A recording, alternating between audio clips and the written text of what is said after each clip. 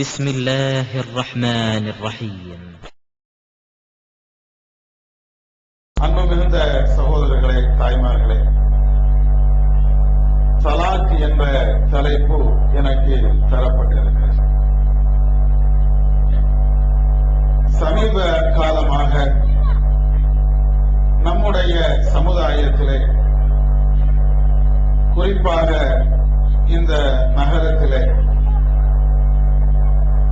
மன முறிவு என்று சொல்லப்படுகின்ற தலாக் என்பது மிக அதிகமாக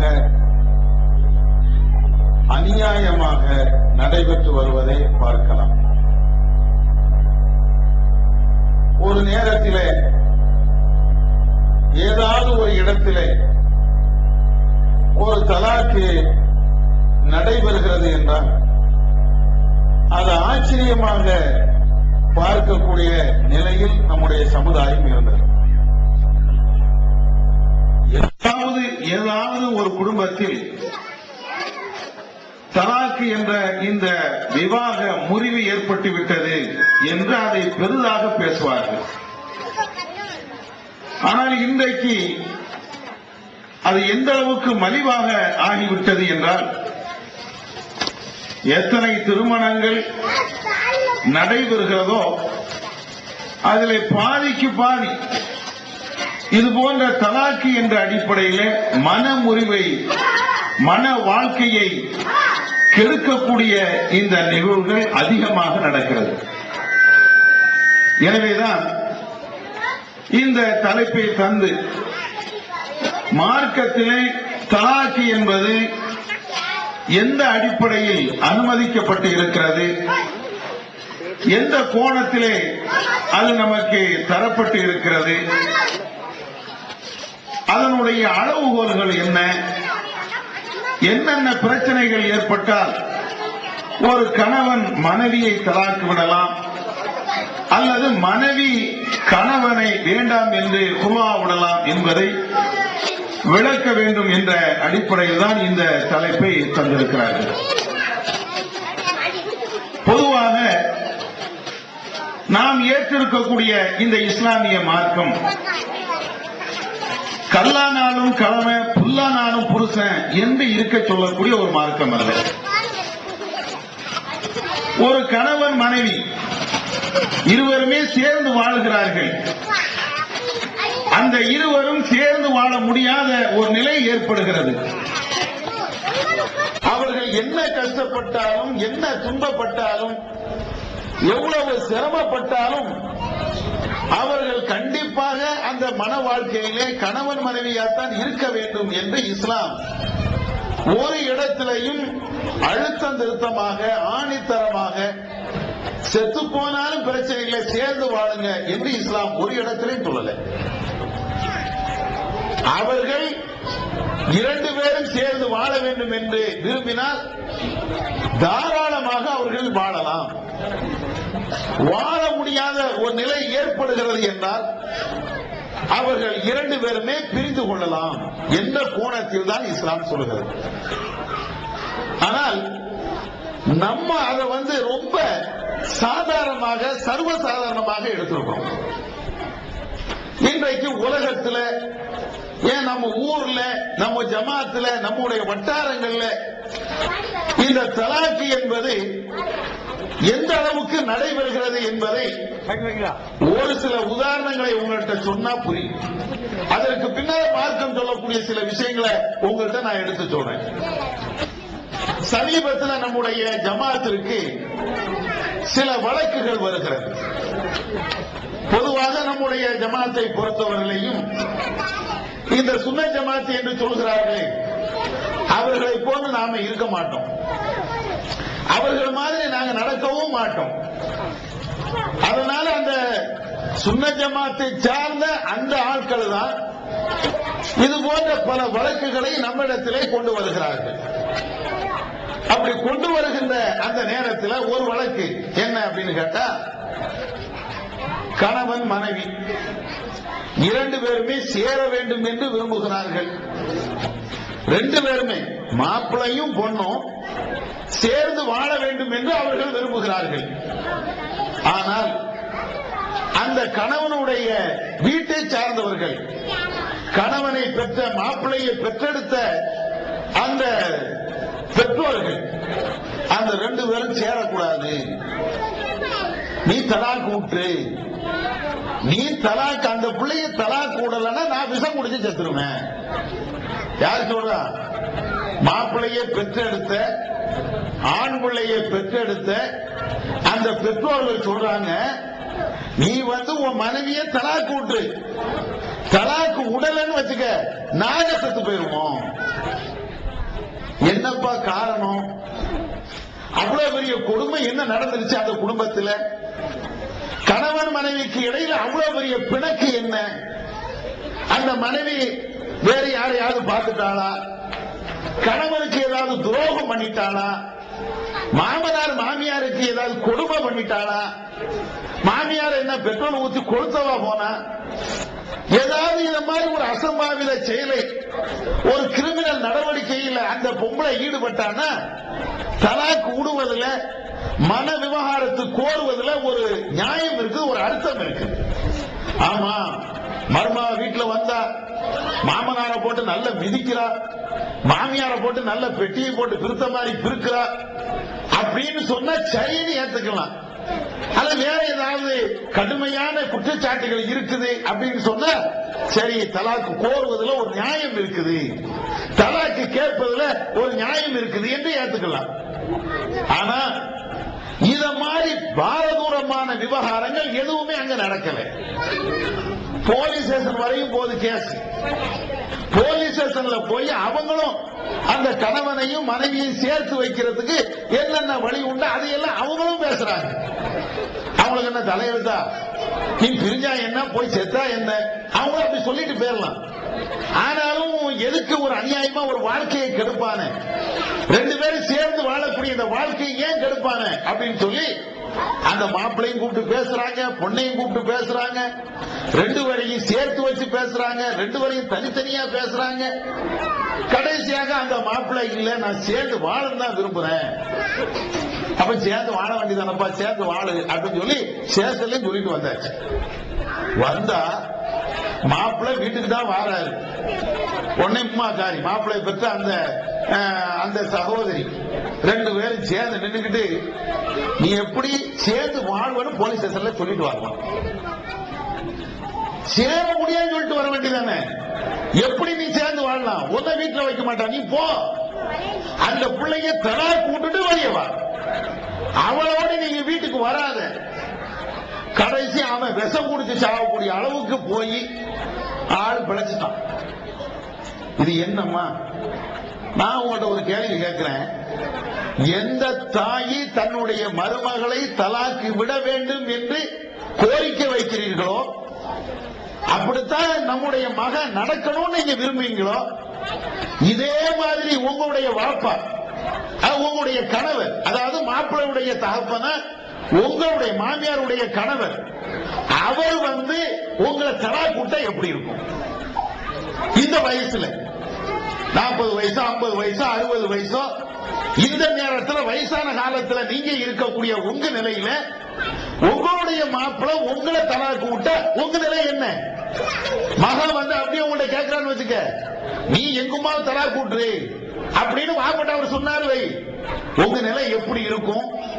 உங்க மனநிலை எப்படி இருக்கும்? இதே மாதிரிதானே அந்த பொம்பளையும் உங்க வீட்டுக்கு வாக்கப்பட்டு திருமணமாகி வந்த அந்த பெண்ணும் இதே மாதிரி நிலையில தானே இருப்பான். அப்ப அவரை போய் நீ தலா கொடுக்க ஒரு சின்ன மாதிரி ஏதாவது ஒண்ணு வேணும்ல, ஒண்ணுமே இல்லாம அவளை வைக்காத. இப்ப எதுக்கு கல்யாணம் பண்ணி வச்சீங்க? எதுக்கு அந்த பிள்ளையை கட்டி வைக்கணும்? எதுக்கு ஒரு பெண்ணுடைய வாழ்க்கையில நீங்க விளையாடணும்? இது ஒரு அநியாயமாக படலையா? ஒரு அக்கிரமா படலையா? அல்லாஹ் இடத்துல இதுக்கெல்லாம் பதில் சொல்லணும் என்ற ஒரு சிந்தனை, ஒரு எண்ணம் உங்களுக்கு இல்லையா? நபிகள் நாயகம் ஸல்லல்லாஹு அலைஹி வஸல்லம் அவர்கள் சொல்கிறார்கள், அபூதாவுத் என்ற நூல்ல இந்த ஹதீஸ் இடம்பெறுகிறது. நபிகள் நாயகம் ஸல்லல்லாஹு அலைஹி வஸல்லம் அவர்கள் சொல்லி காட்டுகிறார்கள், ஐயுமா இம்ராத்தின் சாலத் ஜௌஜஹா தலாக்கன் ஃபீ கைரி மா பஅஸின் ஃபஹராமுன் அலைஹா ராயிஹத்துல் ஜன்னா.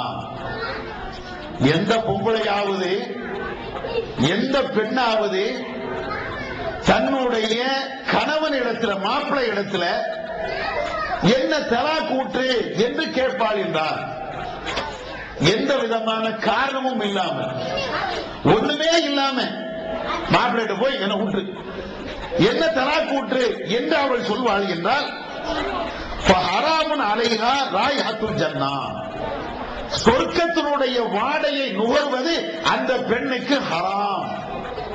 நபிகள் நாயகம் ஸல்லல்லாஹு அலைஹி வஸல்லம் சொல்றாங்க, ஒரு பெண்மணி அவளாக வந்து எந்த விதமான காரணமும் இல்லாம ஒண்ணுமே இல்லாம நல்லா வாழ்ந்து இருக்கக்கூடிய அந்த குடும்பத்துல எனக்கு இந்த மாப்பிள்ளை வேண்டாம் அப்படின்னு சொன்னா அவள் சொர்க்கத்தினுடைய வாடையை கூட நுகர மாட்டாள். நுகர்வது ஹராம், மோந்து பார்க்க முடியாது. இது நபிகள் நாயகம் ஸல்லல்லாஹு அலைஹி வஸல்லம் அவர்கள் சொல்கிறார்கள். இன்னொரு ஹதீஸ்ல புகாரில இடம்பெறுகின்ற இன்னொரு ஹதீஸ் என்ன, நபிகள் நாயகம் ஸல்லல்லாஹு அலைஹி வஸல்லம் அவர்கள் சில விஷயங்களை தடை செய்கிறார்கள். தடை செய்யக்கூடிய அதுல ஒண்ணு என்னன்னா, வலா யக்துபு அலா தித்பத்தி அஹீஹி.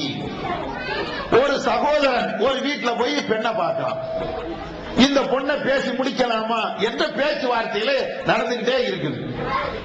ஆனா அதுக்கு முடிவு வரல. ரெண்டு பேரும் பேசுறாங்க, இந்த வீட்டுல பொண்ணை பார்க்கலாமா, இந்த பொண்ணை பேசலாமா, இந்த மாப்பிள்ளை பேசலாமா அப்படின்னு பேச்சுவார்த்தை நடக்குது. இப்படி பேச்சுவார்த்தை நடந்துட்டு இருக்கும் போது இன்னொரு ஆள் வந்து அந்த பொண்ணை எனக்கு கட்டி வை அப்படின்னு கூட்டு போயிடுறாரு. அப்படி செய்வது நபி அவர்கள் அது சரியில்லை, அது தப்பு அப்படிங்கிறாங்க. அப்படி சொல்லிட்டு வரும்போது ரசூலுல்லாஹ் சொல்றாங்க, வலா தஸ்அலுல் மர்அத்து தலாக உக்திஹா. ஒரு பெண்மணி தன்னுடைய சகோதரி தன்னை போல இன்னொரு பெண்ணுடைய விஷயத்துல அவளுடைய தலாக்கை இந்த பெண் கேட்க கூடாது. ஒரு பெண்ணு இன்னொரு பெண்ணை வந்து தலாக் ஊற்று என்று கேட்க கூடாது. எதற்காக?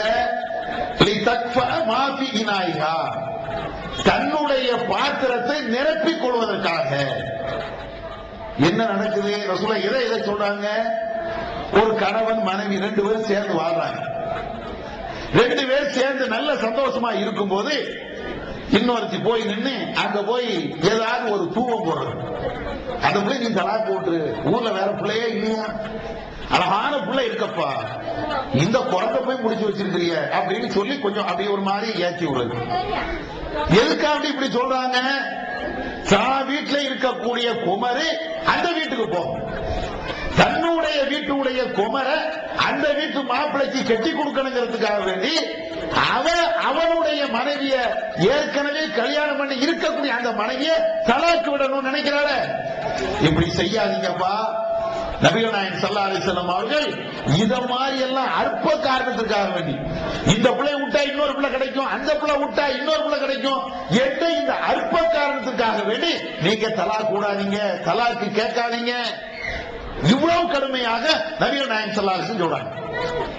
அப்ப தலாக்குங்கிறது நீங்க நினைக்கிறீங்களே, தும்புனா தலாக்கு, இருமினா தலாக்கு, மாமிக்கு சாயா போட்டு கொடுக்கலன்னா அதுக்கு ஒரு தலாக்கு, மாமியார் சொன்ன பேச்ச கேட்கலன்னா அதுக்கு ஒரு தலாக்கு, இது எல்லாம் எவ்வளவு பெரிய குற்றத்துல போய் சேர்க்கும் என்பதை நீங்க பாத்துக்கிறீங்க.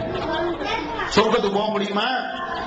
நீங்க கேட்கறீங்கள, மருமகன்ட்ட சொல்றீங்க, மகன்கிட்ட சொல்றீங்கள தலாக்கு விட்டுட்டு திரும்பி வாரா, அவன் செத்தாலும் பிரச்சனை இல்ல. ஒரு பழமொழி சொல்லுவாங்கல்ல, மகன் செத்தாலும் பிரச்சனை இல்ல, மருமக தாலி அறுக்கணும் அப்படின்னு சொல்லுவாங்கல்ல, அதுதான். அது அப்படியே நடக்குது. மருமக மேல உள்ள வெறுப்புல அவ பிடிக்கல என்ற காரணத்துக்காக வேண்டி மகனும் மருமகளும் சேர்ந்து வாழ்ந்தாலும் நீ அவளை தலாக் கூட்டு, நீ ஆஸ்பத்திரியில போய் விஷம் கொடுத்து செத்தாலும் பிரச்சனை இல்லை, அவன் என் வீட்டுக்கு வரக்கூடாது. எவ்வளவு பெரிய கொடுமை, எவ்வளவு பெரிய அநியாயம், எவ்வளவு பெரிய அக்கிரமம். கொஞ்சம் யோசிச்சு பாருங்க. இந்த தலாக்கு விட சொல்லி வற்புறுத்தி உங்க மகன் தலாக்கு விட்டுட்டார், அது உங்களுடைய அண்ணன் தம்பி தன்னுடைய மனைவி அவன் தலாக்கு விட்டுட்டான, மறுமையில அவனை பிடிப்பதை விட உங்களை நல்லா பிடிப்பான். ஏன்டா இவ்வளவு அநியாயம் பண்றீங்க, ஏன் இவ்வளவு அக்கிரம் பண்றீங்கன்னு என்ன அல்லாஹ் கேட்க மாட்டானா? இதற்கு அல்லாஹ்ட்ட பதில் சொல்ல வேண்டாமா? நீங்க 1000 காரணம் சொன்னாலும் இது என்ன தலாக் கூடுவதற்கு இது ஏதாவது காரணம் உண்டா? நபிகள் நாயகம் ஸல்லல்லாஹு அலைஹி வஸல்லம் காலகட்டத்தில் தலாக் என்கிறது சர்வசாதாரணமாக நகை வெட்டி போற மாதிரி அந்த மாதிரியா இருக்குது. நீங்க நினைக்கிற மாதிரியா ரசூலுல்லாஹ்வுடைய காலத்துல தலாக் இருந்தது? மார்க்கத்தை சொல்லி தந்தவங்க ரசூலுல்லாஹ் தானே. அவங்க காலத்தில் அல்லாஹ்வும் ரசூலும் காட்டி தந்த வழிமுறைகள் எப்படி இருந்தது நீங்க பாருங்க. அல்லாஹ் திருக்குர்ஆன்ல சொல்றான், வைனிம்ராத்துன் காஃபத் மின் பாலிஹா நுஷூஸன் அவ் யாராதன். ஒரு மனைவி தன்னுடைய கணவனிடத்தில் பிணக்கையோ அல்லது துரத்துதலையோ ஏதாவது ஒண்ணு, அந்த பெண்மணி அந்த மனைவி அதை பயந்தாள். மாப்பிள்ளை நம்மளை பத்தி விட்டுருவான், அல்லது மாப்பிள்ளை நம்மள்கிட்ட சேர்ந்து வாழ மாட்டாரு, இப்படிங்கிற மாதிரி ஒரு நிலை இருந்தா பிரச்சனை தான். பிரச்சனையை தான் அல்லாஹ் சொல்லி காட்டுகிறான். இனிம்ராத்துன் காஃபத் மின் பாலிஹா, ஒரு மனைவி தன்னுடைய மாப்பிள்ளைகிட்ட கணவன்கிட்ட சண்டை வந்துரும் அப்படின்னு அவ பயப்படுறா, அது மாப்பிள்ளை நம்மளை விட்டு பிரிஞ்சிருவாரு என்று அவ பயப்படுறா. அப்படி பயப்படக்கூடிய அந்த நேரத்தில் அந்த பெண்மணி எப்படி நடந்து கொள்ளணும், அந்த கணவன் மனைவி எப்படி நடக்கணும் அல்லாஹ் சொல்றான், ஃபலா ஜுனாஹ அலைஹிமா அன் யுஸ்லிஹா. அந்த இரண்டு பேரும் தங்களுக்கு மத்தியிலே ஒரு இணக்கமான நிலையை ஏற்படுத்தி வாழ்வது அவர்கள் மீது குற்றம் இல்லை. ஃபலா ஜுனாஹ அலைஹிமா அன் யுஸ்லிஹா பைனஹுமா சுல்ஹா. அந்த இரண்டு பேரும், மனைவி நினைக்கிறா மாப்பிள்ளை நம்மளை விட்டுட்டு போயிருவாரோ, கணவன் நம்மளை கைவிட்டுருவாரோ, அந்த அளவுக்கு பிரச்சனை இருக்குது. குடும்பம்னா பிரச்சனை இல்லாம இருக்கும். எந்த வீட்டுல குடும்பம் பிரச்சனை இல்ல? எந்த வீட்டுல இல்லன்னு எல்லாம் ரசூலுல்லாஹ்வுடைய வீட்டுல இந்த மாதிரி பிரச்சனை இருந்துச்சானே. ரசூலுல்லாஹ்வுக்கும் ரசூலுல்லாஹ்வுடைய மனைவிக்கும் பிரச்சனை இருக்குது. உடனே ரசூலுல்லாஹ் தலாக் தலாக் கூட விட்டு வெளியே போ அப்படியே சொன்னாங்க. எங்க இருக்குது ஹதீஸ்ல? ரசூலுல்லாஹ் உடனே வீட்டை விட்டு அவங்க சில பிரச்சனைனால பள்ளிவாசலுக்கு வந்தாங்க. அவ்வளவு நெருக்கடி ஏற்படுகின்ற, அவ்வளவு கஷ்டம் ஏற்படுகின்ற அந்த நேரத்திலும் கூட ரசூலுல்லாஹ் தலாக் கூடலையே, ஏதாவது பேசி தீர்க்க முடியுமான்னு தானே பார்த்தாங்க. ரெண்டு பேரும் சேர்ந்து வாழக்கூடிய ஒரு நிலை இருக்குது, அப்படித்தான் ரசூலுல்லாஹ் பார்த்தாங்க. அப்ப அதை அல்லாஹ் திருக்குர்ஆன்ல சொல்லி காட்டுகிறான். ஒரு மனைவிக்கும் கணவனுக்கும் மத்தியில இப்படி பிரச்சனை ஏற்படுகிறது என்றால் அந்த ரெண்டு பேரும் சேர்ந்து வாழ்வதற்காக வேண்டி ஏதாவது ஒரு இணக்கமான நிலையை ஏற்படுத்தினால் அவர்கள் மீது குற்றம் இல்லை. அதையும் தாண்டி இல்ல ரெண்டு பேரும் பேசி பார்த்தாங்க, ஒண்ணுமே கதைக்கு ஆவல, பிரியதுதான் நிலை அப்படின்னா அவர்கள் பிரிந்து கொள்வதிலேயும் குற்றம் இல்லை அப்படின்னு சொல்லிட்டு அல்லாஹ் சொன்னா, நீங்க சேர்ந்து வாழ்வீங்களே, தலாக்கு விடாம எடுத்ததுக்கெல்லாம் தலாக்கு தலாக்குங்கிறீங்களே, அப்படி தலாக்கு விடாம நீங்க சேர்ந்து வாழ்வீங்களே, அதுதான்ப்பா சிறந்தது. யார் சொல்றா? நீங்களும் நானும் சொல்லல, உங்களையும் என்னையும் படைத்த ரப்புல் ஆலமீன் சொல்லுகிறான். எல்லா குடும்பத்திலும் பிரச்சனை வரும், எல்லா குடும்பத்திலும் சிக்கல் வரத்தான் செய்யும். கணவன் மனைவி என்றால் ஊழலும் அதே போன்ற பிரச்சனைகளும் அவர்களுக்கு மத்தியில் கண்டிப்பா இருக்கும். சின்ன சின்ன பிரச்சனைக்காக, சின்ன சின்ன ஊழலுக்காக, மாப்பிள்ளை பொண்டாட்டி சண்டைக்காக வேண்டி தலாக்கு விட்டா நம்முடைய தாய் இன்னைக்கு தலாக்கு விடப்பட்டுதான் இருக்கணும். அதுதானே நம்மளை பெற்றெடுத்திருப்பாங்களே தாய், நம்மளை பெற்றெடுத்திருப்பாங்க தகப்பன், அவங்க ரெண்டு பேருக்கு மத்தியில 24 மணி நேரமும் 40 வருஷமா 60 வருஷமா அவங்க வாழ்ந்தாங்கன்னா இந்த 60 வருஷத்துல அவங்க சண்டை போட்ட நாளே கிடையாது. ஒவ்வொரு நாளையும் யோசிச்சு பாருங்க, உங்களை பெற்றெடுத்த அந்த தாயோ தந்தையோ நம்முடைய உம்மா வாப்பா அவங்க ஒரு காலத்தையும் சண்டை போட்டது இல்லையா? எல்லா நேரத்தையும் சந்தோஷமா இருக்கிறாங்க. எத்தனை வீட்டுல மகன் தோளுக்கு மேல வளர்ந்திருப்பான், அப்பவும் அந்த அம்மா அப்பா மேல சண்டை இருக்குதானே செய்யுது. உடனே வாப்பா அம்மாவை போ தலா அப்படின்னா அது யோசிச்சு பாருங்க. நம்ம உம்மாவை நம்முடைய வாப்பா தலாக்கு விட்டா இந்த நேரத்தில் அவர் தலாக்கு விட்டுட்டு அவருக்கு சாம போயிட்டாருன்னா உம்மாவுடைய கதி என்ன? யோசிச்சு பாத்தியா? தலாக்கு உடனே துடிக்கிறீங்க, இன்னொரு பிள்ளைய கெட்டன்னு நினைக்கிறீங்க, காசு கிடைக்குது, வரதட்சணை கிடைக்குது, அதுக்காக வேண்டி நாட்டை தொக்க போட்டு அலையிறீங்க. உங்க உமாவும் உங்க வாப்பா தலாக்கு விட்டுட்டு உங்க வாப்புக்கு இன்னொரு கல்யாணத்தை பண்ணி வைங்க. உனக்கு தைரியம் இருந்தா, உனக்கு அதுல சூடு சோழனை இருந்தா என்னப்பா நீ நினைக்கிற? ஏன் உங்க வாப்புக்கு ஆசை இருக்காத? அவருக்கும் 1 லட்சம் கொடுக்கறதுக்கு இன்னைக்கு தயாரா தான் இருக்கலாம். கிழட்டு மாப்பிளைக்கும் எத்தனை லட்சம் கொடுப்பதற்கும் இன்னைக்கு இந்த சமுதாயம் தயாரா தான் இருக்குது.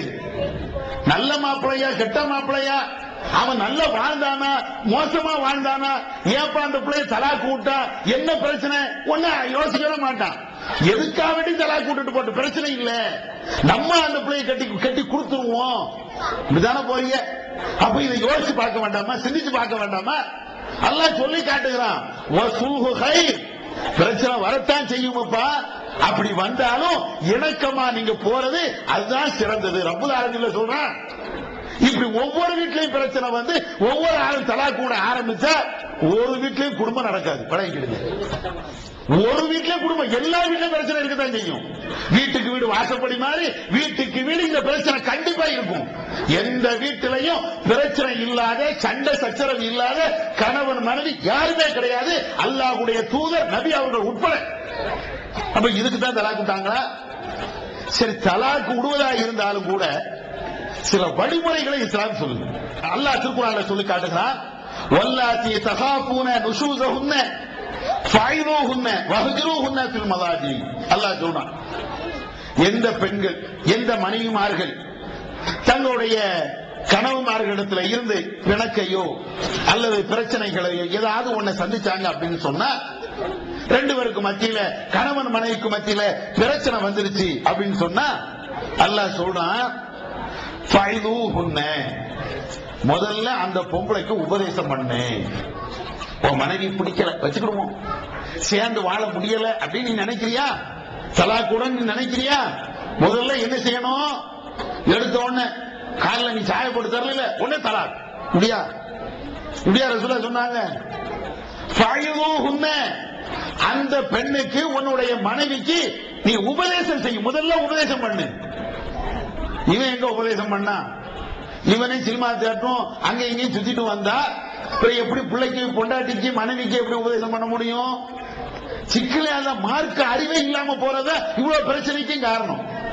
இருந்தாலும் அல்லாஹ் சொல்றான், உனக்கு பிடிக்கலையா, உன் மனைவி ஒரு செயலை செய்யறா, அது உனக்கு விருப்பம் இல்லையா, அவளை கூப்பிட்டு சொல்லு, ஏமா இப்படி செய்யற, காலைல நீ எந்திரி, சுபு தொழுவு, அல்லது எனக்கு 4 மணிக்கு சாய பண்ணு, சாயப்படுத்தா, இப்படி கேளு, உன்னுடைய வேலை நிமித்தத்தை சொல்லு, உன்னுடைய பிரச்சனைகளை அவள்கிட்ட பேசி எனக்கு இப்படி எல்லாம் இருக்க நான் விரும்புறேன் அப்படின்னு நீ சொல்லு.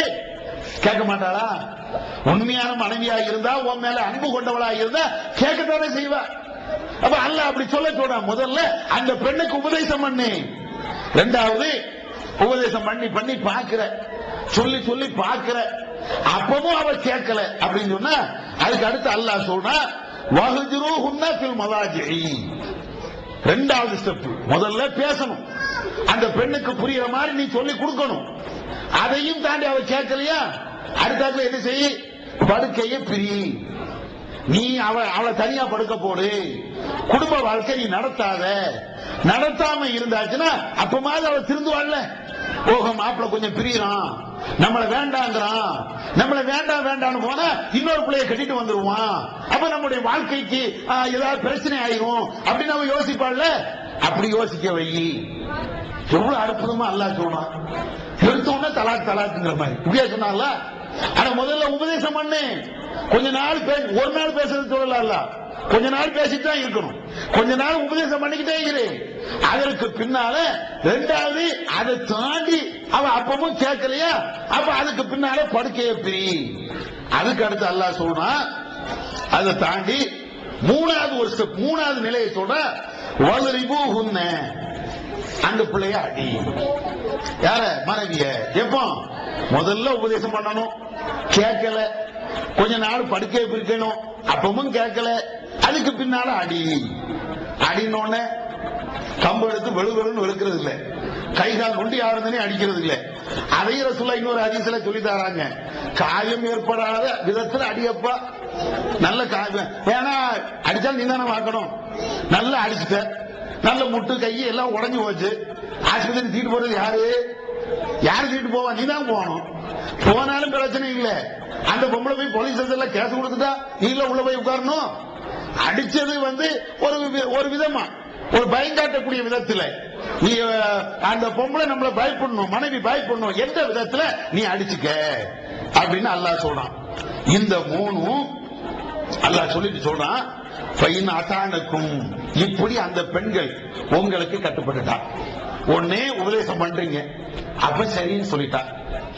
அல்லது உபதேசம் பண்ணி கேட்காம ரெண்டாவது ஸ்டெப் இருக்குதா இல்லையா, படுக்கை பிரிக்கிறது, அப்பமாவது அவ திரும்பி வந்துட்டா. சரி, அப்பமும் திருந்தல, அதை தாண்டி அடிச்சிங்கல்ல, இப்பமாவது திரும்பி வந்துட்டா.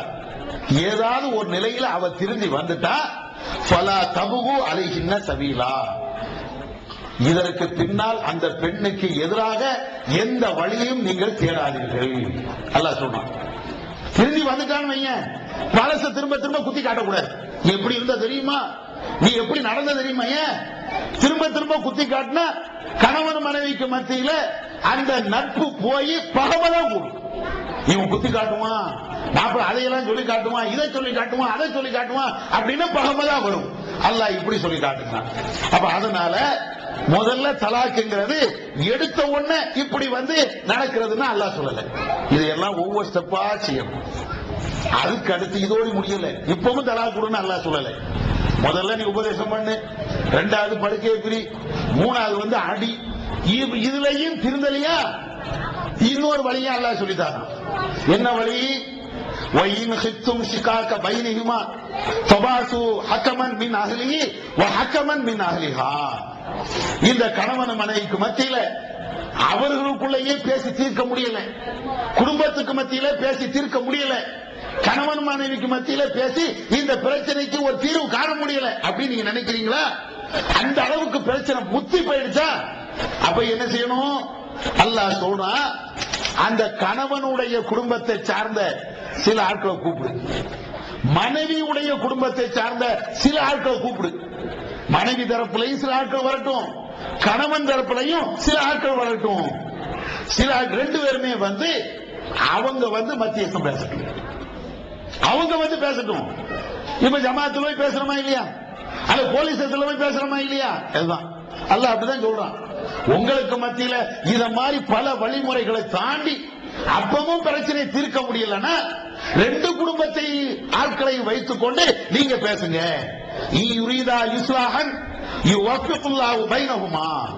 அவர்களுக்கு மத்தியில ஒரு இணக்கத்தை அல்லாஹ் நாடிவிட்டான் என்றால், அந்த இருவரும் இணக்கத்தை நாடிவிட்டார்கள் என்றால் அல்லாஹ் அவர்களுக்கு மத்தியில் அருள் செய்வான்.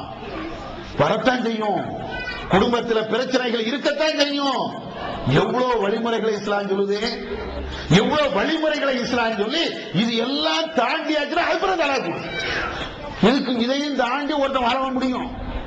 ஒரு மனைவி கணவன் மத்தியில பிரச்சனை வருது, மாப்பிள்ளை சொல்லி பார்க்கறான் கேட்கல, படுக்கையை பிரிச்சு பார்க்கறான் கேட்கல, அடிச்சு பார்க்கறான் கேட்கல, ஜமாத்து வச்சு பேசி பார்க்கறான் கேட்கல, போலீஸ் ஸ்டேஷன் வரையும் போயாச்சு கேட்கல, அதுக்கு முன்னால வாழ முடியும்? வாழ சொல்லல. அப்ப தலாக்கு கொண்டு போ, ரெண்டு பேரும் நிம்மதியா பிரிச்சுட்டு போங்க, பிரச்சனை இல்ல. ஆனால் இஸ்லாம் சொல்லக்கூடிய இந்த வழிமுறைகள்ல எதையுமே கடைபிடிக்காம, எந்த நிலையும் பார்க்காம, இன்னொருத்தன் வந்து வரதட்சணை தருகிறான் என்ற காரணத்திற்காக வேண்டி உன் மனைவியை தலாக் கூறியப்பா, முதல்ல வரதட்சணையே பெரிய குற்றம். ஆனா உன்னுடைய மனைவியை, இருக்கக்கூடிய மனைவியை தலாக்கு விட்டுட்டு இன்னொருத்தி காசு தாராங்கிறதுக்காக போறிய, நீ யோசிச்சு பார்க்க வேண்டாமா? எவ்வளவு பெரிய பாவம். இந்த தலாக்கு விட்டு ஆளுக்காக வேண்டி நீங்க பொண்ணை கொடுக்குறீங்களா, நீங்களே யோசிச்சு பார்க்கணும். ஒருத்தன் அநியாயமா ஒரு மனைவிய, தன்னுடைய மனைவியை தலாக்கு விட்டுட்டா, தலாக்கு விட்டதுக்கு பின்னால நீ போய் பொண்ணை கொடுக்குறிய, காசுக்காக வேண்டி அவன் கெட்டுதானே. நாளைக்கு நீ ஓ பொண்ண அவன் தலாக்கு விட்டா என்ன செய்வ? காசுக்கு ஆசைப்பட்டு தலாக்கு விடக்கூடியவன் எவ்வளவு தான் தலாக்கு விடுமா? நீ யோசிச்சு பார்த்து, ஓ பொண்ணையும் தலாக்கு விட தானே செய்வான். ஆனா முந்தைய பொண்ணு அவன் தலாக்கு விட்டானா, எதுக்குப்பா விட்டான்னு கேட்க வேண்டாமா? நியாயமான காரணம் இருக்குது, உண்மையிலே அது ஒரு தர்மம் தான், செய்யத்தான் வேணும், ரெண்டு பேரும் சேர முடியல, அதுதான் தலாக்கு விட்டானா நீ கட்டி கொடு. காசுக்கு ஆசைப்பட்டு, அநியாயமா வரதட்சணைக்கு ஆசைப்பட்டு, ஒரு சோத்துக்கு ஆசைப்பட்டு இவன் வந்து தலாக்கு விடுறானா, நாளைக்கு ஓம்பளே அப்படியே தலாக்கு விடுவான். நிறைய பேர் இப்படி வர்றதுக்கு அதான காரணம். அதனால இந்த தலாக்குங்கிறது பயந்துக்கிடுங்க, அல்லாட்ட பயந்து நீங்க பதில் சொல்லணும். யாரா இருந்தாலும் சரி, தலாக்கு என்பது மார்க்க அனுமதிச்ச ஒண்ணுதான். ஆனால் அந்த அனுமதித்த ஒன்றை தவறாக பயன்படுத்துகிறோம் என்றால், அனுமதித்த ஒரு விஷயத்தை அநியாயமாக பயன்படுத்துகிறோம் என்றால் அல்லாஹ்விடத்தில் பதில் சொல்ல வேண்டாமா? கண்டிப்பாக பதில் சொல்லியே தீர வேண்டும். எந்தெந்த ஆண்கள் தன்னுடைய மனைவியை அநியாயமாக தலாக்கு விடுறாங்களோ அத்தனை பேர் பதில் சொல்லித்தான். இதுல இன்னொரு விஷயம் என்னன்னு கேட்டா, ஆம்பளை மட்டும் தலாக்கு கூடல, பொம்பளை தலாக்கு கேட்கறான்.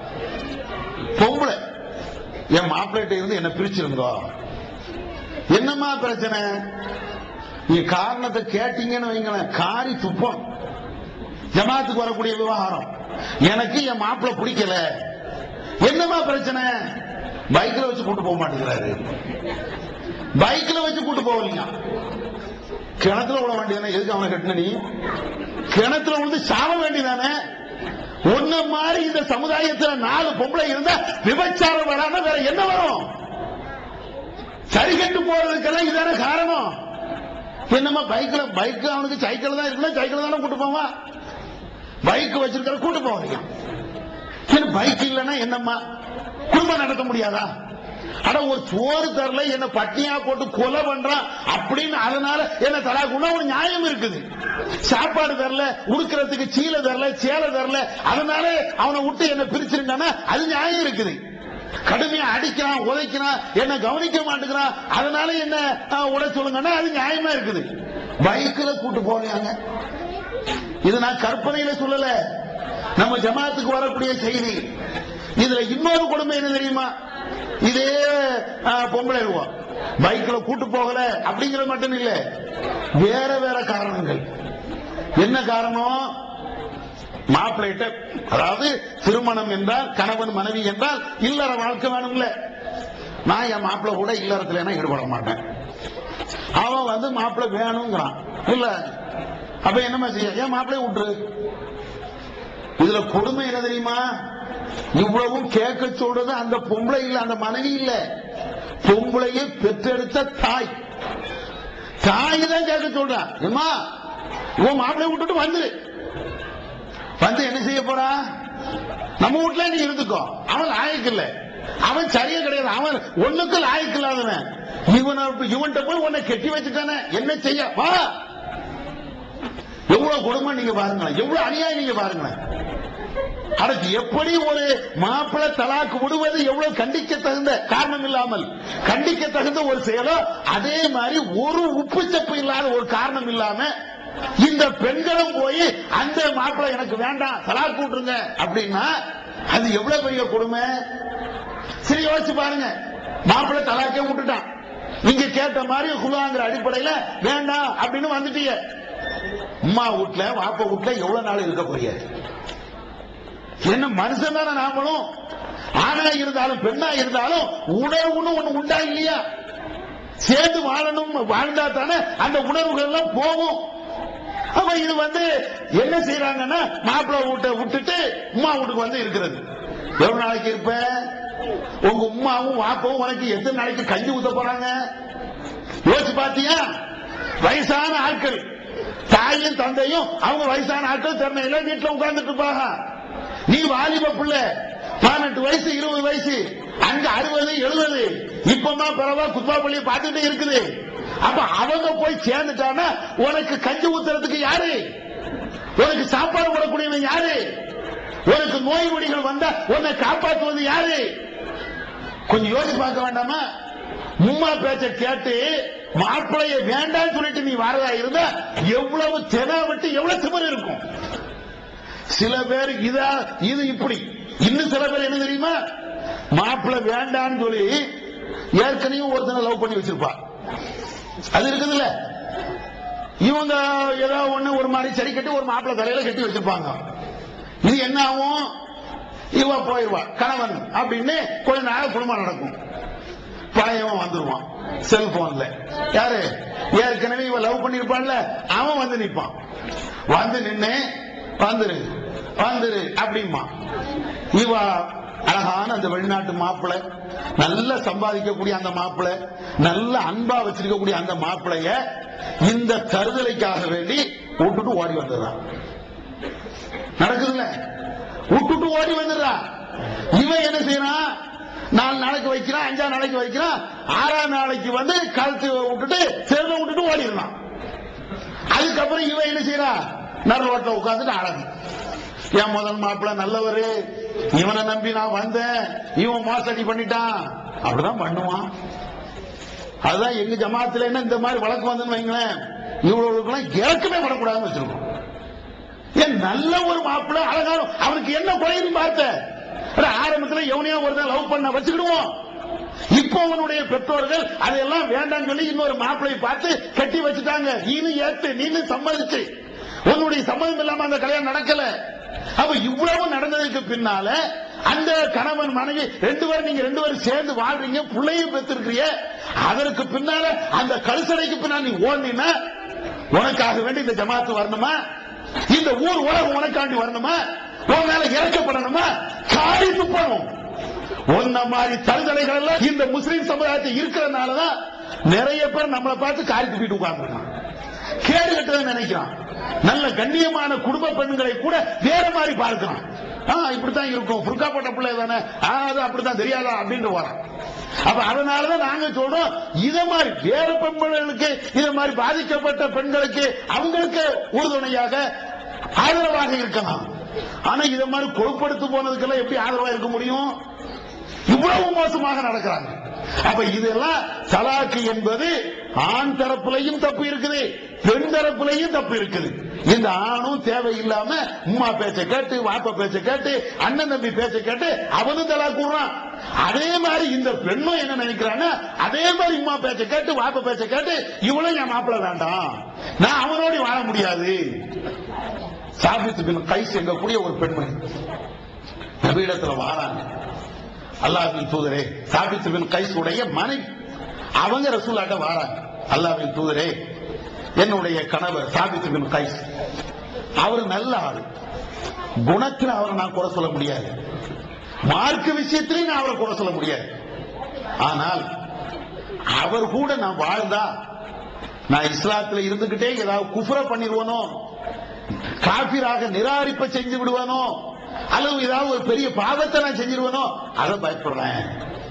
அதனால என் கணவன்கிட்ட இருந்து என்ன பிரிச்சிருங்க. அவங்க கேட்கிறாங்க, கணவன்கிட்ட இருந்து என்ன பிரிச்சிருங்க. எதுக்கு? மாப்பிள்ளையோட நல்லவர், அவர் நான் குறையெல்லாம் சொல்லல, கரெக்டா சொல்லுகிறாரு, கரெக்டா எல்லா இபாதத்தும் வணக்க வழிபாடுகள் எல்லாமே நல்லா இருக்குது. ஆனா சேர்ந்து வாழ்ந்துட்டேன்னு வைங்களேன், நான் பெரிய பாவத்தை பண்ணிடுவேன். அவங்க ஏதோ ஒரு குடும்ப வாழ்க்கையை பத்தி பேசுறாங்க, வெளியில சொல்லல. இதுதானே அர்த்தம். நல்ல மனுஷன் இருந்து பிரிஞ்சு வரதுக்கு என்ன அந்த பெண்ணுக்கு என்ன பைத்தியமா? அது நம்ம மாதிரி பொம்பளையா? ரசூலுல்லாஹ்வுடைய சஹாபி பெண்ல அந்த மாதிரி அநியாயம் பண்ண மாட்டாங்க, எல்லாத்தையும் சொல்றாங்க எல்லாம். அப்ப குடும்ப வாழ்க்கையில இல்லாத வாழ்க்கையில ஏதாவது பிரச்சனை இருக்கணும். உடனே நபிகள் நாயகம் ஸல்லல்லாஹு அலைஹி வஸல்லம் அதை புரிஞ்சுக்கிட்டு சாபித்துடைய மனைவிட்ட ரசூலுல்லாஹ் சொல்றாங்க, சாபித்து உனக்கு ஒரு தோட்டத்தையே மகாராஜ் தந்தார்ல, இன்னைக்கு மாதிரி கிடையாது. அவர் மனைவியை கல்யாணம் பண்ணும் போது அவர் மகராக ஒரு பெரிய தோப்பை எழுதி வச்சுட்டு தான் கல்யாணம் பண்றாரு. அப்ப அவங்க மனைவிட்ட ரசூலுல்லாஹ் கேட்கிறாங்க, நீ வாங்கினிய ஒரு தோட்டம் மகரா, நீ வாங்கினிய அதை திரும்ப ஒப்படைச்சிருவியா? ஒப்படைச்சிடுறேன். உடனே ரசூலுல்லாஹ் சொல்றாங்க, சாபித்தை கூப்பிட்டு, சாபித்தே நீ கொடுத்த மகரா கொடுத்த அந்த தோட்டத்தை வாங்கிட்டு அந்த பெண்ணை நீ தலாக் விட்டுரு, ஒரேடியாக தலாக் விட்டுரு, அவுட் விட்டுரு அப்படிங்கிறாங்க. இது புகார்ல வரக்கூடிய ஒரு செய்தி. அப்ப எதுக்கு இது? ஒரு பெண்ணைய குலா கேட்கலாம். ஒரு பெண்மணி ஜமாத்துல சொல்லி என் கணவன் இப்படி இருக்கிறாரு அப்படின்னு ஒண்ணு ஏதாவது காரணத்தை சொல்லி கேட்கலாம், காரணத்தை சொல்லி தான் கேட்கிறாங்க. ஆனா அப்படி இருந்தா அது ஒரு நியாயம் இருக்குது, நல்லா அதை ஏத்துக்கிடுவான். ஆனா அநியாயத்துக்கு பைக்ல கூட்டு போகல, எனக்கு சாயா போட்டு தரல, எனக்கு நகை வாங்கி தரல, எனக்கு வாட்சி வாங்கி தரல, இதுக்காக வேண்டியெல்லாம் ஒரு மாப்பிள்ளை வேண்டாம்னா எந்த மாப்பிள்ளை தான் கிடைப்பான்? எந்த மாப்பிள்ளையா இருந்தாலும் சில கூடுதல் குறைவு இருக்கத்தான் செய்யும். எந்த மாப்பிள்ளை நீ எவனை கட்டினாலும் ஒரு கூடுதல் குறைவு இருக்கத்தானே செய்யும். காசு இருக்கிறவன்ட்ட அழகு இருக்காது, அழகு இருக்கிறவன்ட்ட காசு இருக்காது, இது மாதிரி ஏதாவது ஏற்றத்தாலும் இருக்கத்தானே செய்யும். அப்ப என்ன செய்ய போற? ஒரு மாப்பிள்ளையும் நீ கல்யாணம் பண்ணி வாழ முடியாது. அதே மாதிரி இந்த கணவனும் அப்படித்தான். எந்த பெண்ணை பார்த்தாலும் அந்த பெண்ணிட்ட ஒரு குறை இருந்தா இன்னொரு பெண்ணிட்ட இன்னொன்னு இருக்கத்தான் செய்யும். எல்லாமே குறையில்லாத ஆணும் குறையில்லாத பெண்ணும் உலகத்துல இல்லவே இல்லை. அப்படியே சேர்ந்து அட்ஜஸ்ட் பண்ணி போய்கிட்டு தான் இருக்கணும். அதுதான் குடும்பம். அப்படி இருந்தா தான் நல்லது. இல்ல உங்களுக்கு பிறந்த குழந்தை சின்னாபின்னமா ஆயிட்டு தலாக்கு விட்ட குடும்பத்துல அவருடைய பிள்ளைகளை நீங்க நினைச்சு பாருங்க. தலாக்கு விட்டுட்டு போயிருவா, இவங்க பேசாம பிள்ளையும் பெற்று விட்டுட்டு, அல்ல இந்த பெண்ணை தலாக்கு வாங்கிட்டு போயிருவா, புள்ள சீரழிஞ்சிட்டு கிடக்குது. பெத்தெடுத்த அந்த பிள்ளை நடுரோட்டா கிடக்குது. மாப்பிள்ளையும் பார்க்க மாட்டா, பொண்டாட்டியும் பார்க்க மாட்டா. இந்த பிள்ளை அனாதையா எங்கேயோ போயிட்டு எனக்கு தருதலை ஆயிருது. அந்த பிள்ளையுடைய வாழ்க்கையை பார்க்க வேண்டாமா? அந்த பிள்ளையுடைய எதிர்காலத்தை பார்க்க வேண்டாமா?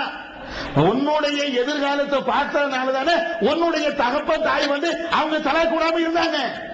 நீ சின்ன பிள்ளையா இருக்கும் போது உன்னுடைய தகப்பன் தாய்க்கு மத்தியில் ஏற்பட்ட அந்த பிணைக்குனால அவங்க தலா கூட்டிருந்தா நீ இப்படி பேச முடியுமா? நீ எங்கேயாவது திருடனா இருப்ப, நீ எங்கேயாவது பைத்தியம் முடிச்சு போயிருப்ப, நீ எங்கேயாவது அனாதையா இருப்ப, ஏதாவது ஆசிரமத்தில் இருந்திருப்ப. அவங்க அந்த அந்த சிக்கல்கள் பிரச்சனைகள் அது எல்லாம் சகித்துக் கொண்டு அவங்க சேர்ந்து வாழ்ந்தனாலதான் நீ ஒரு மனுஷனா இருக்கிற. அவங்க அன்னைக்கு தலாக்கு விட்டு உன்னை நடுத்தல விட்டு இருந்தா என்ன நிலை ஏற்பட்டு யோசிச்சு பார்க்கணும். அதனால தேவைக்கு காரணம் இருந்தா, ஒரு அவசியமான காரணம் இருந்தா, ஒரு ஆணை பெண்ணை கணவன் மனைவியை தலா கூடலாம், அல்லது மனைவி கணவன் வேண்டாம் என்று சொல்லலாம். அதுக்கு ஒரு நியாயமான நம்ம ஏற்றுக்கொள்ளக்கூடிய விதத்துல, அல்லாவும் புரிந்து கொள்ளக்கூடிய விதத்துல ஒரு நியாயமான காரணங்கள் இருந்தா அது சரிங்களா? இல்லை என்றால் அல்லாஹ்விடத்துல பதில் சொல்லணும். இந்த தலாக்குங்கிறது சாதாரண ஒரு விஷயம் இல்ல. தேவைப்பட்டால் தான் அதை பயன்படுத்தணுமே தவிர எதுக்கெடுத்தாலும் இதை பயன்படுத்துவது இது சக்கர பொங்கலும் கிடையாது, நம்ம வீட்டில் இருக்கக்கூடிய சாம்பிராணியும் கிடையாது. அதனால தேவைக்கு பயன்படுத்தலாம். இல்லை என்றால் மறுமையில பதில் சொல்லணும். வல்ல அல்லாஹ் இது போன்ற கேடுகட்ட செயலில் இருந்து நம் அனைவர்களையும் பாதுகாப்பானாக. வாஹிதவன் அல்ஹம்துலில்லாஹி ரப்பில் ஆலமீன். அல்லாஹ்